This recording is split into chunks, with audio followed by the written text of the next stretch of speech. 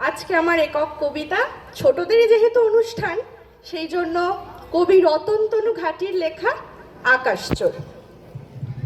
পরীক্ষা শেষ, এবার হাতে মাস খানেকের ছুটি। বাবা বললেন মাকে ডেকে, এবার চলো উটি। আমি বললাম, না না বাপি, উটি অনেক দূর, এবার চলো সেই যেখানে আকাশ সমুদ্র। কোথায় সেটি? বাবা বললেন, বল না দেখি খুঁজে। আমি বললাম, বলতে পারি, এক্ষুনি চোখ বুজে। হাওড়া থেকে লোকাল ট্রেনে মেচেদা নামলাম, সেখান থেকে বাস যাচ্ছে সিঁদুর টিয়া গ্রাম। বাবা বললেন, ওহো, সে তোর ছোট পিসির বাড়ি। আমি বললাম, এই ছুটিতে সেখানে যেতে পারি। বাবা তখন মাকে ডাকলেন, কই গো এসো, শোনো, দোলার বাড়ির লম্বা ছুটির মানে নেই তো কোনো। ওরাই যাক না, দু ভাই বোনে আসুক ঘুরে টুরে, ওদের নিধে ডেকে পাঠাই টুকাই কুঙ্কুরে। বোন বলল, নদী পেরোনো, হাঁটু ভর্তি কাদা, আমার যেতে ইচ্ছে তো নেই, যাক না একা দাদা। ওরা যখন ছুটবে মাঠে বিল্টু ও বঙ্কুতে, আমি তখন থাকবো ডুবে ফেলুদা ও শঙ্কুতে।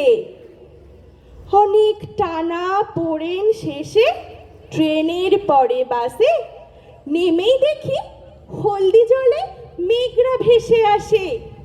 একটু পরে তাকিয়ে আমি মেঘগুলোকে খুঁজি, ও মা, ওই তো রঙে রঙে দোল খেলেছে বুঝি। লঙ্কা জবার ঝোপটা গেল অন্ধকারে ছেয়ে, ছড়া পড়ছে জোনাক পোকার ছোট্ট ছেলে মেয়ে। সকালবেলা ছুট পাই পাই মস্ত বড় মাঠ, মাঠ পেরিয়ে বনে গিয়ে ভূতের ভয় কাট। রোদ বৃষ্টি আর রামধনু, জ্যোৎস্না লুটোপুটি, দেখতে দেখতে ফুরিয়ে এলো মস্ত বড় ছুটি। সেদিন একা ভাবছি বসে সরু আলের ধারে, কলকাতাকে কেউ এভাবে সাজালেই তো পারে। এমন সময় নবীন দাদু বলল ডেকে, কেউ তোতন নাকি? করছো কি ভাই, আমার বাড়ি যেও। আমি বললাম, পরের বার যাব সময় করে, দু এক টুকরো জ্যোৎস্নাতে আজ পকেট গেছে ভরে।